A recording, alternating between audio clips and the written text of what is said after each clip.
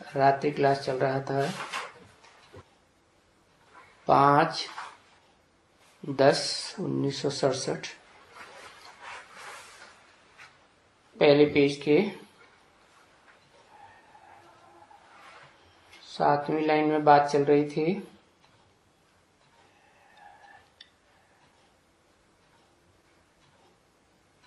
कि लौकिक दुनिया में तो सबका बाप अलग होता है, टीचर अलग होता है, गुरु अलग होता है।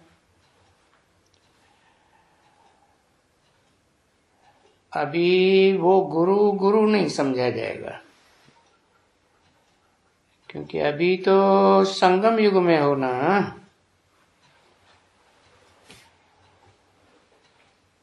और यहाँ सतगुरु तो एक ही है।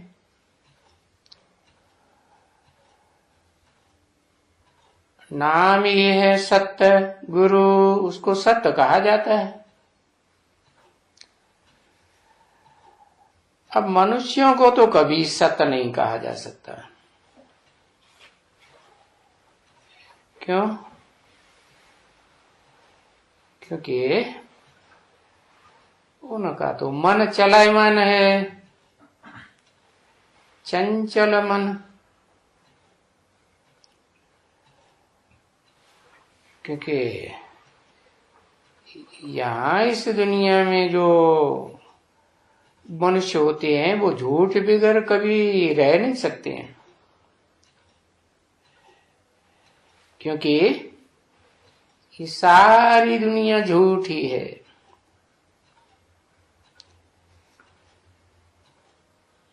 इस दुनिया को कहा जाता है झूठखंड, और सतयुग को कहा जाता है सचखंड, सच्ची दुनिया। और भेंट में कहा जाता है फिर ये पुरानी कली हुई दुनिया, झूठखंड। तो फिर झूठखंड को सचखंड कौन बनाते हैं? जो सदा सत्य बाप है वही आकर के सचखंड बनाते हैं, स्थापन करते हैं।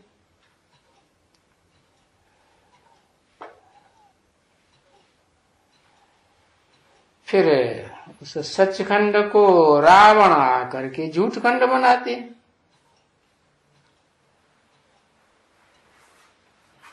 फिर बाप आते हैं सचखंड बनाने। तो ये खेल चलता रहता है,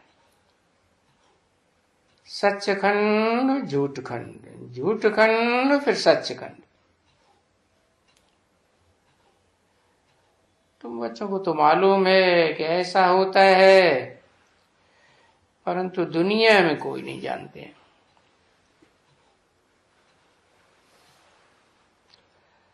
और उस एक सदगुरु निराकार को न जानने के कारण अनेकों को गुरु करते रहते हैं। किसी को मालूम ही नहीं है कि परम पिता, सभी आत्माओं का पिता किसको कहा जाता है? वो परम पिता इस मनुष्य सृष्टि रूपी रंगमंच पर जो परम पार्टधारी, ऑलराउंड पार्टधारी है, गीता में भी जिसे परमात्मा कहा है, उसमें आकर के पावन बनाते हैं। तो पहले तो पतित होगा ना। पतितों में भी परम, पावन में भी परम। बनाता कौन है? सुप्रीम सोल बाप आकर बनाते हैं। तो कहते ही हैं पतित पावन। तो वो ही सबका गुरु ठहरा।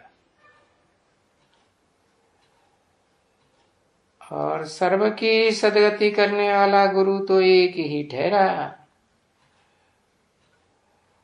और तो दूसरा कोई हो ही नहीं सकता।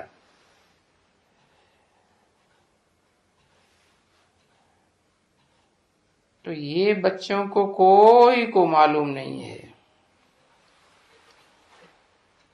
इसलिए फिर अनेक अनेक गुरु करते रहते हैं। और तुम भी जन्म जन्मांतर गुरु करते आए हो, और तुम बच्चे जानते हो कि बाप आकर जो नई दुनिया बनाते हैं उसमें कोई गुरु नहीं करता। सतयुग में, त्रेता में गुरु नहीं करना होता है। क्यों नहीं करना होता है? क्योंकि वहां तो किसी की दुर्गति ही नहीं, सबकी सदगति है। दुर्गति में, दुख में कोई अपन को महसूस ही नहीं करता।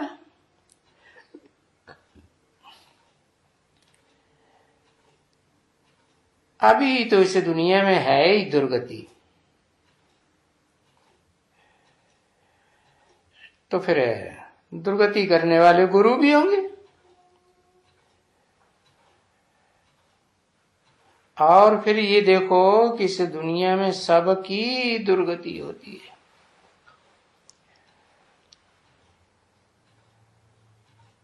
तो फिर अनेक प्रकार के गुरु करते हैं, भटकते रहते हैं। कोई तो सन्यासियों को गुरु कर देते हैं, फिर कोई मुसलमानों को भी गुरु करते हैं, फिर जाकर के क्रिश्चियन पादरियों को गुरु करते हैं, माइयों को भी गुरु कर देते हैं। और ये जानते भी हैं कि ऊंचे ते ऊंचा तो वो एक ही सतगुरु परमपिता परमात्मा कहा जाता है, अकाल मूर्त। माने सदगुरु है तो साकार है, मूर्ति है, परंतु उस मूर्ति को अकाल कहा जाता है, कोई काल नहीं खा सकता। सारी दुनिया को काल खा जाता है। अब काल तो शरीर को खाएगा ना, आत्मा तो अविनाशी है।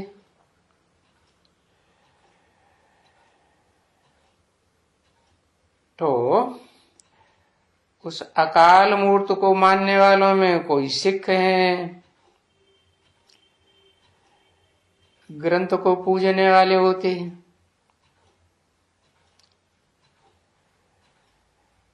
बताओ, हाथ उठाओ, कोई है? किसी ने कहा हाँ, कहते हैं सत श्री अकाल। तो फिर यहां कोई है जो ग्रंथ पढ़ते हैं, सिख हैं और कंगन लगाते हैं? है? सिख नहीं है कोई? वो तो पुकारते हैं ना सत श्री अकाल, यानी जो अकाल मूर्त है।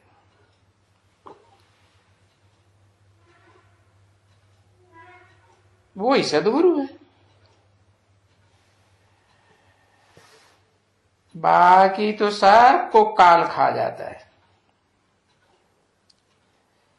एक गुरु मर जाता है तो उसके चेले को गुरु बना देते। तो सब झूठे हुए ना।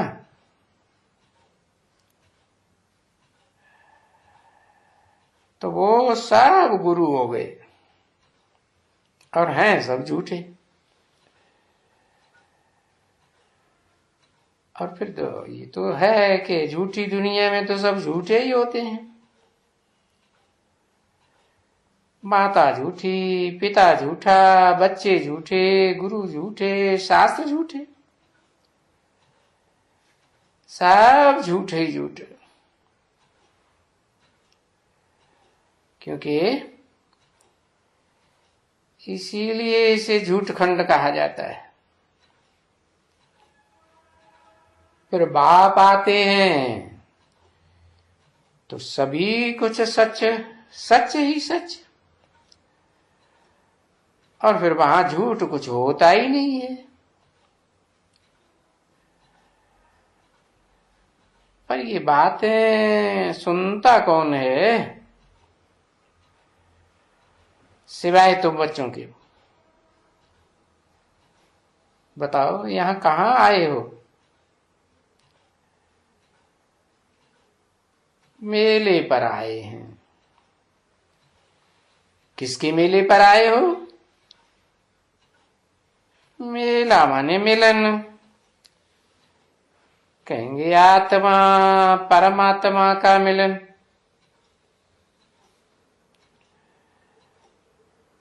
तो देखो परमात्मा यहां बैठे हैं और मेले पर वहां जाते हैं। नदियों के किनारे, तीर्थों में। और बाप ने तुमको समझाया कि तुम्हारा मेला तो आत्मा परमात्मा का मेला है, और उनके मेले तो चलते ही चले आए हैं। परंतु जब बाप आते हैं फिर बाप का ये मेला अलग हो जाता है। जब से परमपिता परमात्मा आते हैं तो तब से तुम्हारा ये मेला चलता ही रहता है, और फिर इस मेले में आते ही रहते हैं।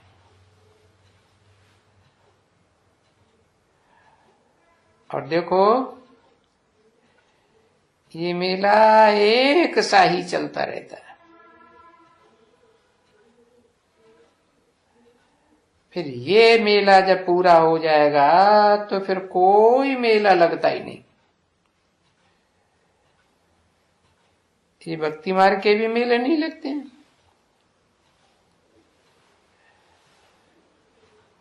और ये सतयुग में तो ये ऐसे मेले लगते ही नहीं हैं।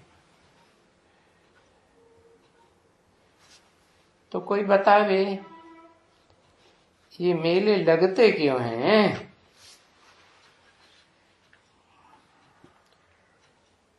है? कोई गुरु का मेला, कोई फिर चंडिका देवी का मेला, कहीं फिर किसी भगवती का मेला, जगदम्बा का मेला। कोई इनका कुंभ का मेला, त्रिवेणी का मेला। देखो कितने मेले लगते हैं। और वहां नई दुनिया सतयुग में कोई मेला नहीं लगता।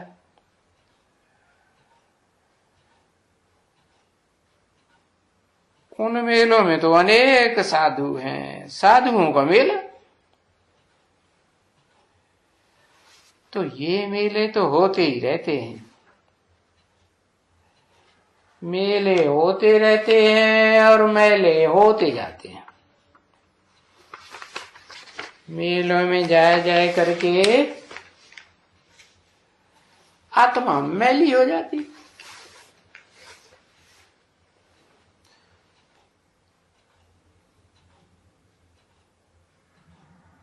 5/10/1967 की वाणी का रात्रि क्लास, दूसरा पेज। पीछे बाबा आते हैं, आत्मा है ना, तो आत्मा का ही मेल निकालते हैं।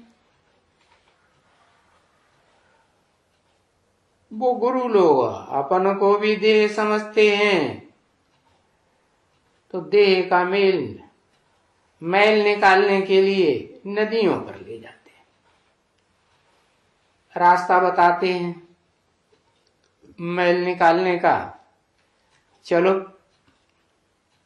गंगा स्नान करो, स्वच्छ हो जाओ।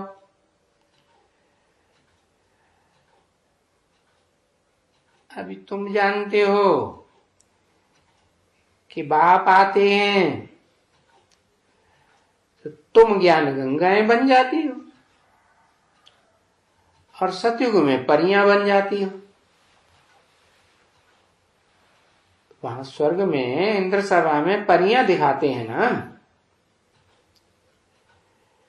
तो वो परियां जो दिखाते हैं पंखों वाली, वो तो तुम हो ज्ञान योग के पंखों वाली। नहीं तो तुम यहां क्यों आई हो? आई हो स्वर्ग की परियां बनने के लिए। तो फिर वो परी बनती कौन है? आत्मा परी बनती है, तो फिर उनका शरीर भी परी बन जाता है, एकदम सफेद। अभी तो देखो देवताओं की मूर्तियां भी काली बनाते रहते हैं, चेहरा भी काला दिखाते हैं, क्योंकि अभी उन देवताओं की आत्मा काली बन गई ना। आत्मा अगर सफेद नहीं बनती है, काली होती है, तो फिर शरीर भी काला मिलता है। जैसे सोना शुद्ध होता है तो जेवर भी शुद्ध बनेगा। तो अभी तो देखो तुम बच्चों को कितनी अच्छी तरह से समझ आ गई, और तुम अभी समझदार बन गए हो। पहले बेसमझ थे, अभी समझदार। क्योंकि आगे तो कुछ भी नहीं ये बातें समझते थे ना, न जहां से आते हैं घर से, मूल वतन से, उनको समझते थे।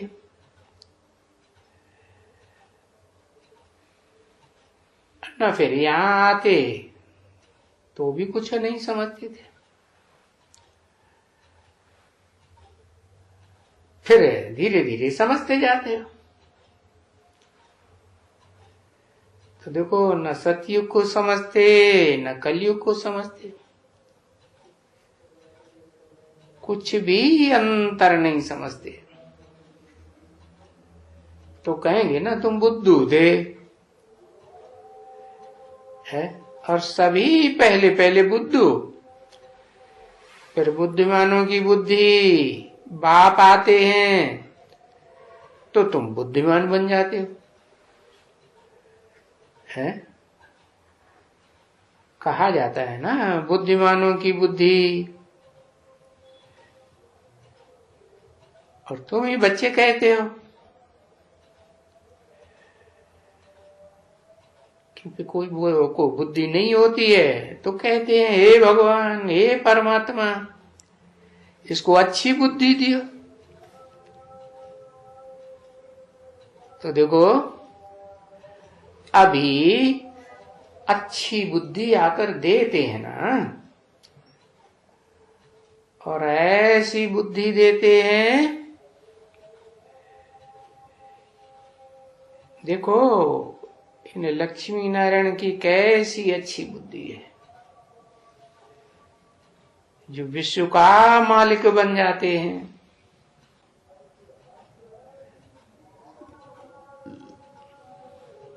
और ये इनको किसने विश्व का मालिक बनाया? अभी तुमको तो मालूम पड़ गया।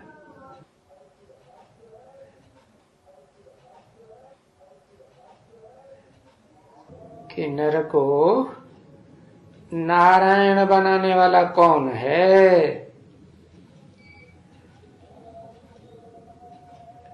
नारायण को 16 कला संपूर्ण कहते हैं ना। और आज कलयुग में तो कोई कला नहीं।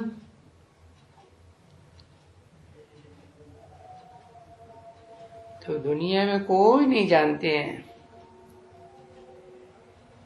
कि ये जो लक्ष्मी नारायण है वो कहाँ के मालिक है। अभी तुम तो कहेंगे ये स्वर्ग के मालिक, और तुम ये भी जानते हो कि इनको स्वर्ग का मालिक किसने बनाया। दुनिया में कोई नहीं जानते हैं सिवाय तुम बच्चों।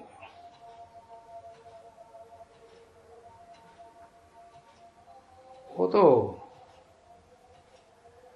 नारायण को ही भगवान समझ लेते हैं।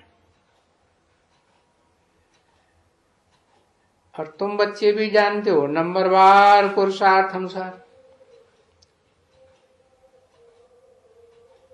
बोलो, तुम जानती हो है नारायण को किसने बनाया? लक्ष्मी को किसने बनाया? इनको सतयुग का मालिक किसने बनाया? तो कोई ने कहा शिव बाबा ने बनाया। हाँ, शिव बाबा ने। और तुम क्या बन रहे हो?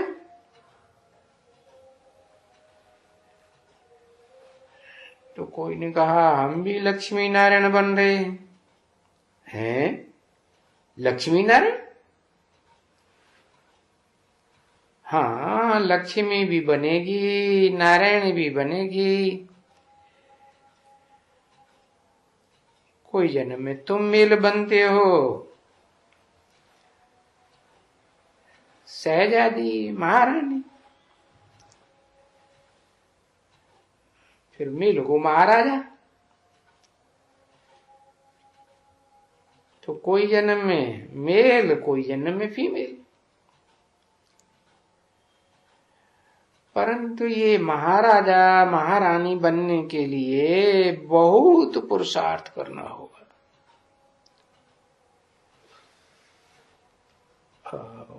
गीता में समझाते हैं ना कि ये राजयोग है।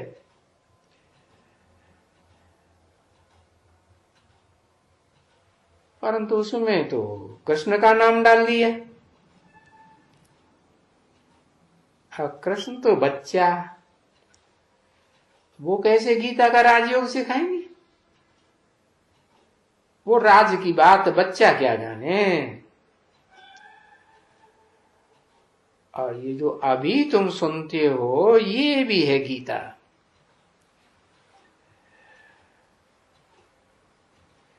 तो फिर तुम्हारी है सच्ची गीता, और फिर वो उनकी आती है झूठी गीता।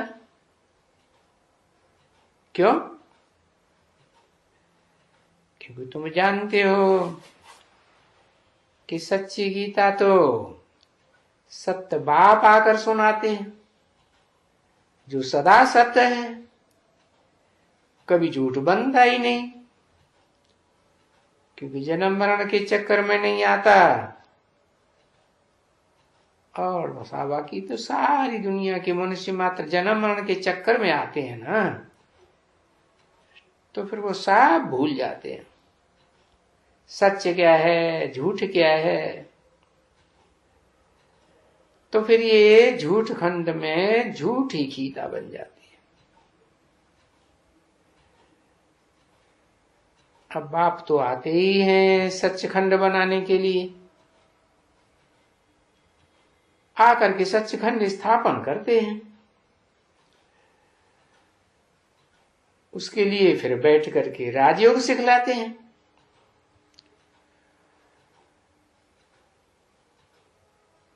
और वहां तो कोई राजयोग नहीं सिखला सकता, नहीं।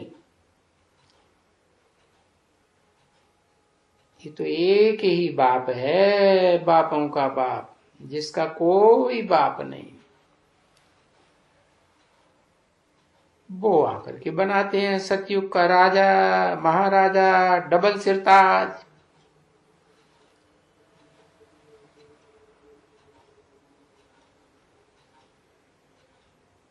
और उनके पीछे तो फिर कोई बना ही नहीं सकता।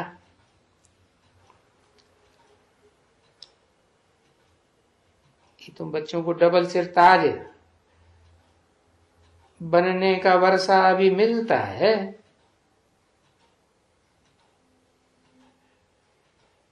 तो फिर पीछे जब रावण राज्य आता है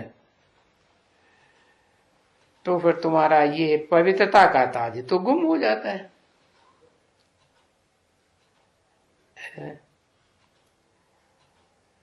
स्थूल ताज रह जाता है।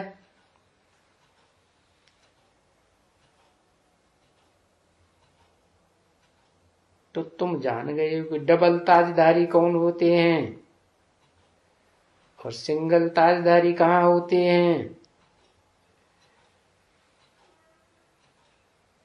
तो फिर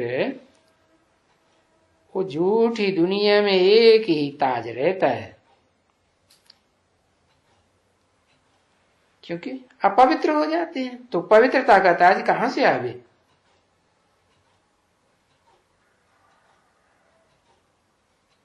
तो फिर अपवित्र होने से तुम जैसे जैसे कर्म करेंगे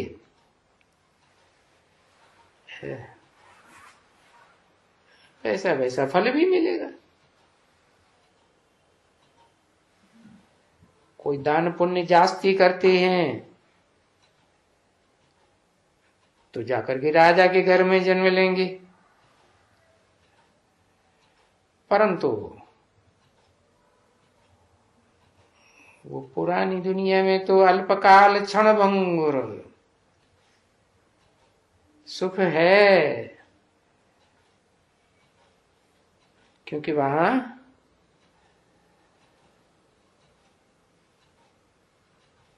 कोई वो राजा ही थोड़े ही है जो मैं आकर के स्थापन करता हूं।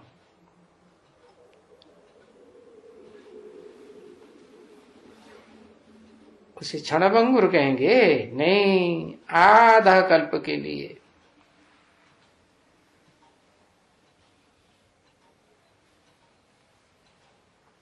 और अभी तो देखो दुनिया में जवान होगा वो भी मर जाता है।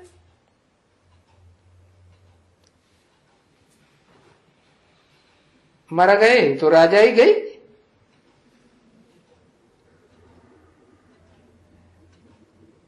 तो यहां तो बाप के द्वारा तुमको डबल से ताज की राजाई मिलती है, सतयुग की।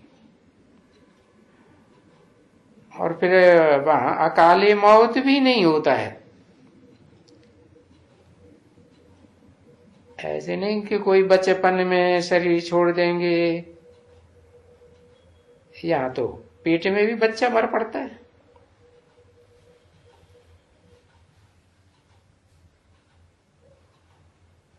तो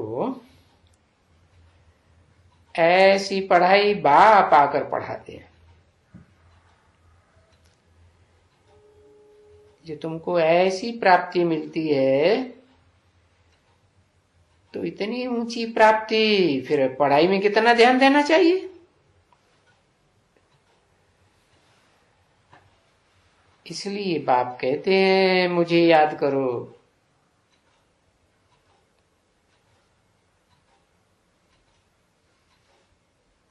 परंतु तुम मुझे भूल क्यों जाते हो घड़ी घड़ी। ऐसे बाप को कभी भूला जाता है? नहीं। जब बाप कहते हैं तुम्हारे से बच्चों से कहते हैं ना कि कोई सन्यासी पूछे कि ये जो तुम बताते हो ये तो हो ही नहीं सकता है,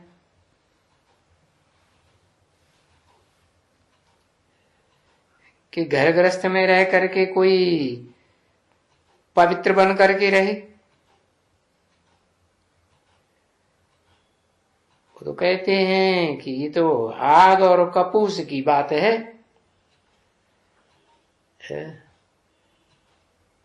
भूसा भी हो और आग भी हो साथ में, और आग न लगे, ये तो हो ही नहीं सकता।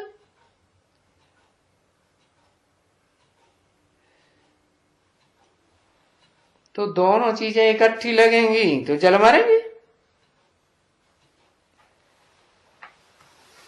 तो फिर तुम उनको समझाते हो,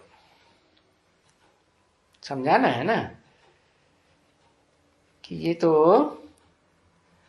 ऊंच ते ऊंच बाप हमको बैठ करके पवित्रता की बात बताते हैं और युक्ति भी बताते हैं।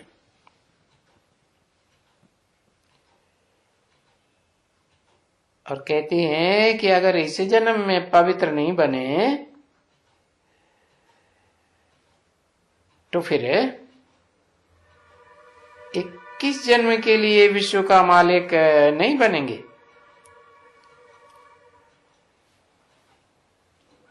तो देखो ये ऐसी भीति देते हैं ना,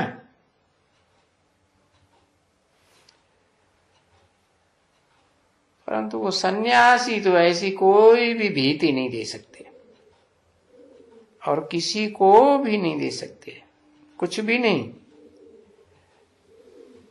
न कोई मुक्ति की बात, न जीवन मुक्ति की बात,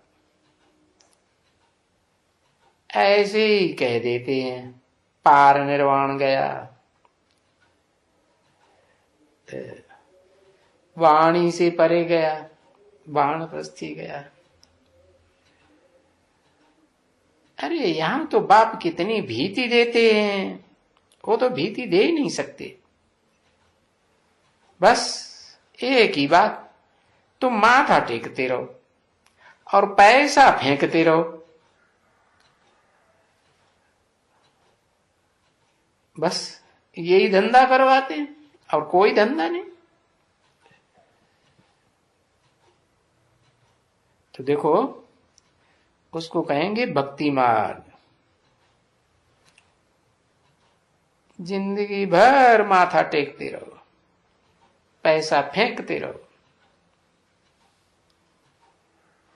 जहां भी जाएंगे, तीर्थों में, मेलों में, मंदिरों में, बस मत्था टेकेंगे, पैसे देंगे।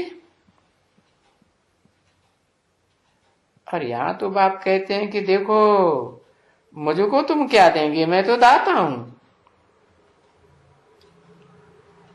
है भले तुम कुछ भी नहीं दियो, एक पैसा भी न दियो,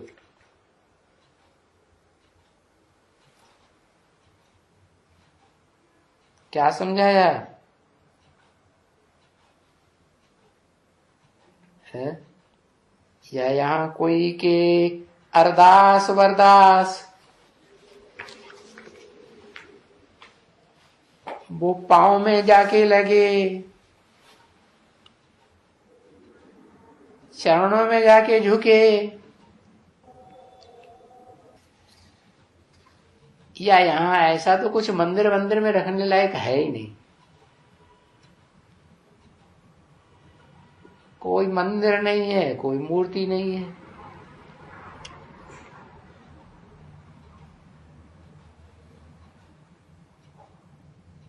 पांच 10-67 की वाणी का रात्रि क्लास का 3रा पेज।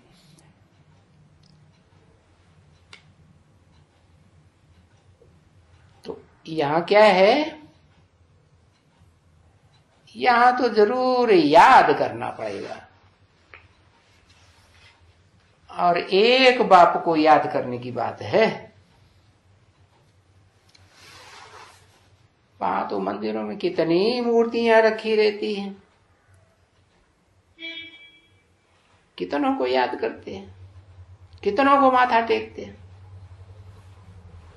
यहाँ तो बच्चों को कहते हैं सिर्फ एक बाप को याद करो, माम एकम याद करो, और अपन को आत्मा समझकर याद करो। क्यों? क्योंकि जिसको याद करेंगे वो आत्माओं का बाप है ना। तो यहां भी जब आकर के बैठते हो तो आत्मा समझ करके बाप को याद करो।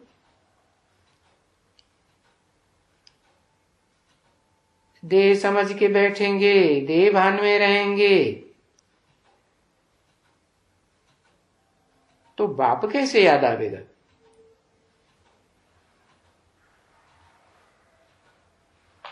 आत्मा अपन को समझ कर बैठ ही नहीं सकेंगे।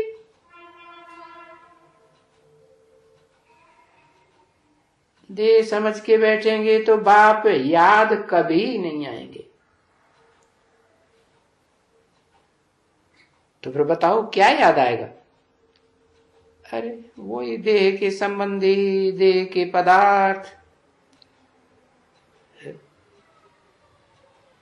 अपनी देह का होना,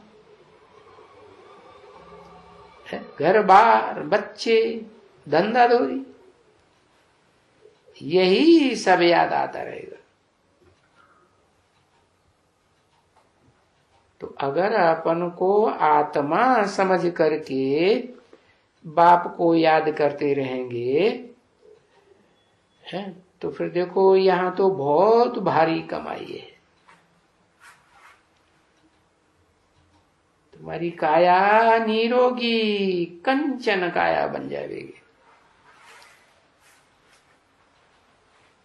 और आयु भी तुम्हारी बड़ी होगी। जितना जितना तुम याद की यात्रा में रहेंगे, यहां भी तुम्हारी आयु बढ़ती जाएगी।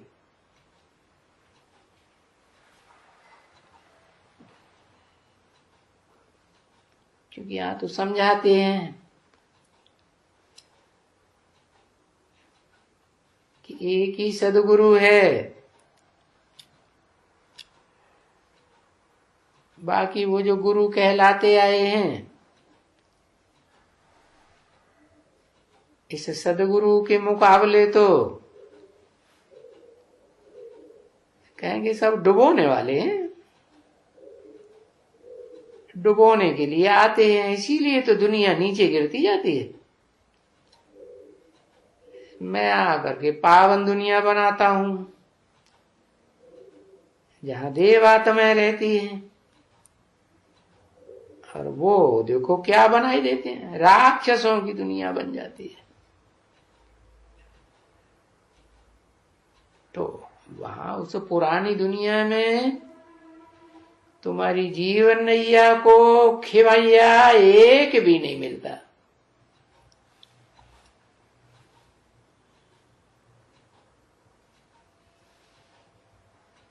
और यहां तो देखो तुमको बागवान भी मिला है।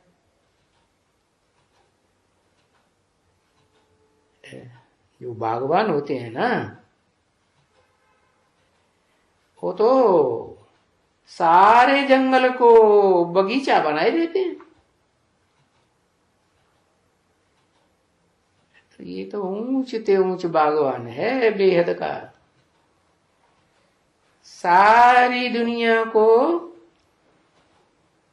कितना अच्छा बगीचा बनाते हैं।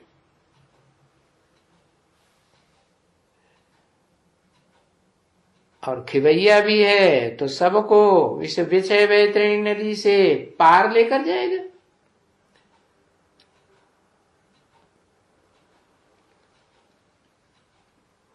क्षीर सागर में ले जाएगा ना। और ये तो है ही विषय सागर।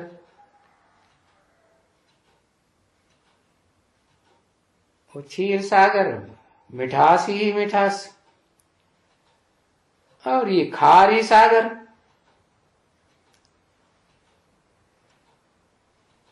अभी समझे ना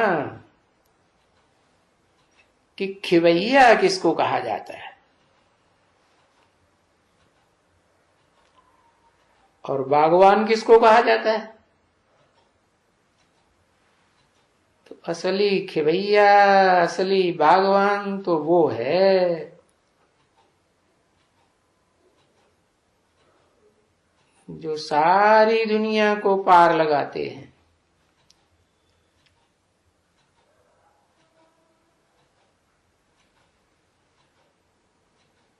मनुष्य खिवैया और बागवान तो बने ही नहीं सकते हैं,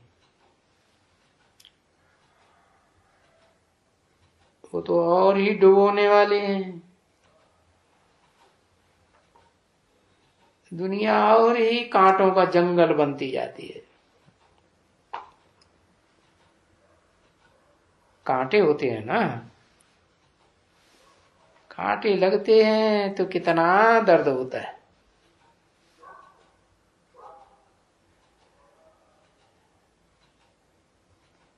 हाँ, इतना होता है कि मनुष्य नदी में एक किनारे से दूसरे किनारे पानी में ऊपर चले जाते हैं, सागर को भी पार कर जाते हैं, एक देश से दूसरे देश में चले जाते हैं। बाकी स्वर्ग तो कहीं भी नहीं मिलेगा ना। नरक से स्वर्ग पर जाना, ये रास्ता तो कोई को नहीं मालूम।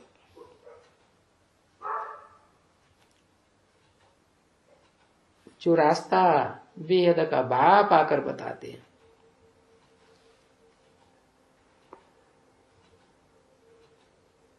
और वो तो शरीर से, देह से तैरने की बात। यहां तो आत्मा को तैरने की बात है। आत्मा का तरण तारण खिवैया आया है ना, तो यहां कोई पानी में नहीं तैरना है, काय में तैरना है। ये तो ज्ञान जल की बात है। और फिर ज्ञान जल में तैरते हुए तुम उस पार जाते हो, याद की यात्रा के बल पर। तुम्हारा बेड़ा पार हो जाता है। इसे शरीर रूपी नवैया कहो, बेड़ा कहो, तो ये नवैया पार हो जाती है। ये बाप आत्मा का भी खिवैया है और नवैया को भी उस पार ले जाता है। अच्छा चलो, अभी टोली ले आओ। है? लाओ तो फिर इन बच्चों को खिलाऊं।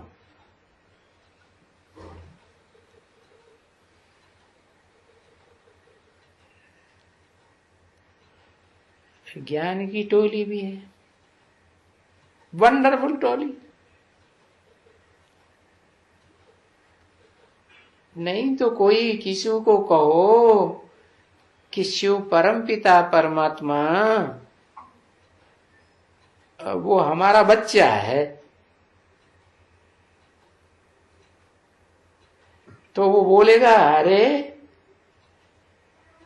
ये कोई थोड़ा चरी हो गया है, पागलपन सवार है, इसको तो अस्पताल भेज दो, इसकी चरियाई खत्म हो जाए।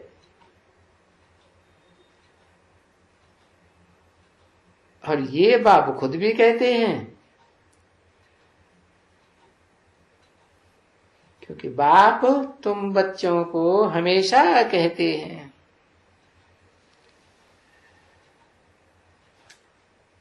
तुम आए भक्ति मार्ग में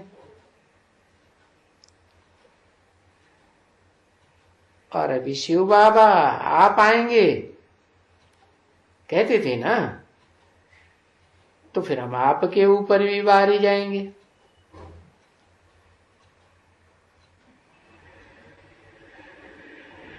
ठीक है ना, ऐसे ही कहते थे ना।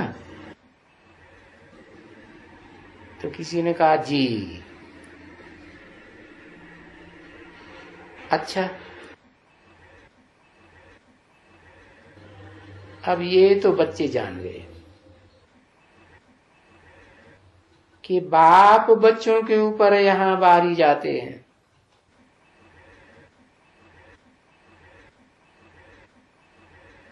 बच्चे बाप के ऊपर बारी नहीं जाते हैं और बाप बच्चों के ऊपर बारी जाते हैं।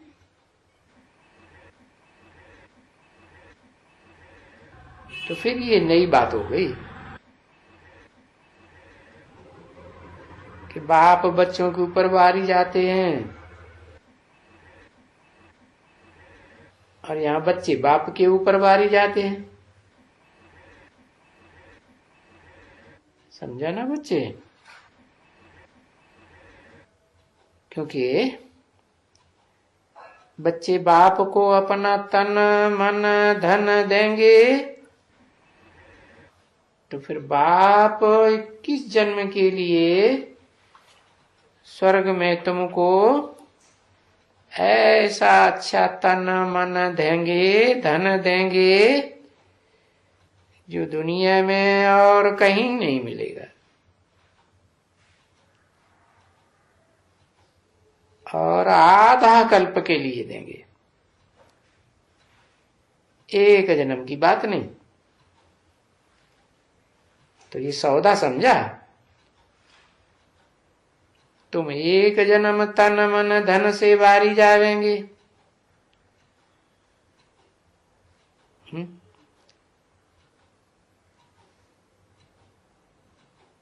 समझा ना?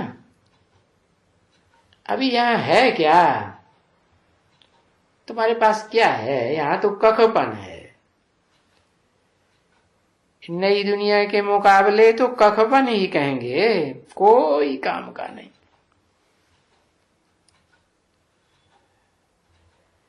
ये तो जैसे भक्ति मार्ग में वो होते हैं ना, करनी घोर ब्राह्मण।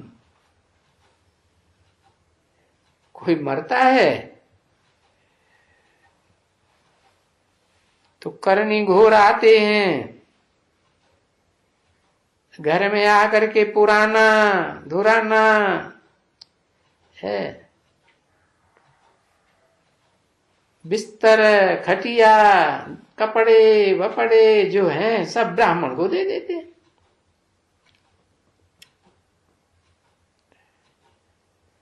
तो वैसे ही तुम फिर यहां क्या करते हो? तुम भी तो जो कुछ यहां देते हो वो कखपन ही तो देते हो ना। तो देखो बाप बेहद का करनी घोर ब्राह्मण बन के आए हैं।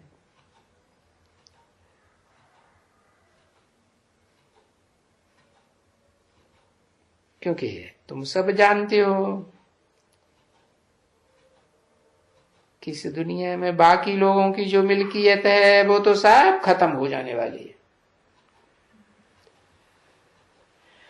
सबकी खत्म हो जाएगी।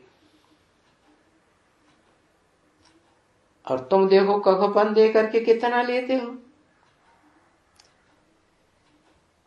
तुम्हारे पास जो है कखपन वो ही देते हो ना। और ये भी जानते हो कि बाप तो है ही गरीब निवाज। ऐसे तो भक्ति मार्ग में भी नहीं कहते, साहूकार निवाज है। साहूकारों की बात सुनता है।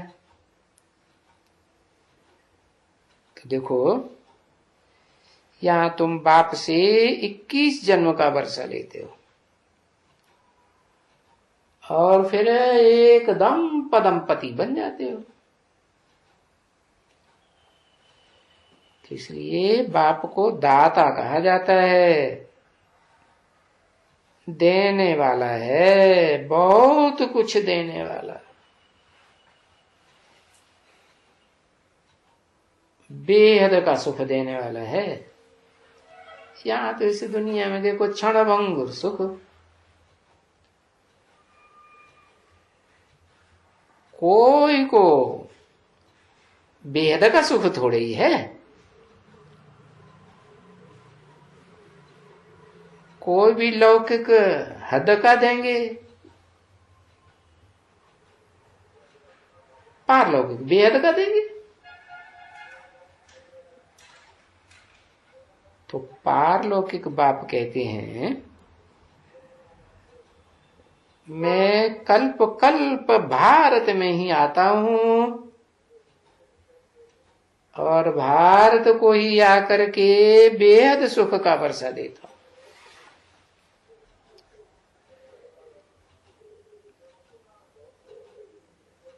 है क्योंकि वेद का सुख का वर्षा माना स्वर्ग बनाए देता हूं ना, नरक से स्वर्ग बनाए देता हूं,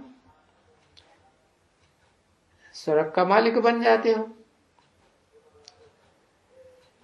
बाद में फिर रावण आकर के तुमको नरक का मालिक बनाते हैं। है? तो देखो ये जो मनुष्य सृष्टि का बाप है ना, वो फिर कहेंगे है कि स्वर्ग की दुनिया मेरी है तो नरक की दुनिया मेरी नहीं है क्या? तो ये देखो खेल है। हमें समझो तो बाबा आकर के स्वर्ग का मालिक बनाते हैं, रावण आकर के नरक का मालिक बनाते हैं। अभी ये सहज बातें हैं ना समझने की। ऐसी सहज बातें कोई भी मनुष्य मात्र, विद्वान, पंडित, आचार्य, ये गवर्नमेंट, राजे, रजवाड़े कोई भी नहीं जानते।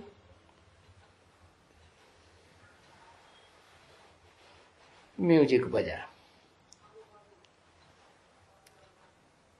शांति शांति नाम है ना तुम्हारा, समझती हो ये क्या कहती हो? फिर म्यूजिक बजा, सिकिल दे रूहानी बच्चों प्रति रूहानी बाप व दादा का याद प्यार और गुरु।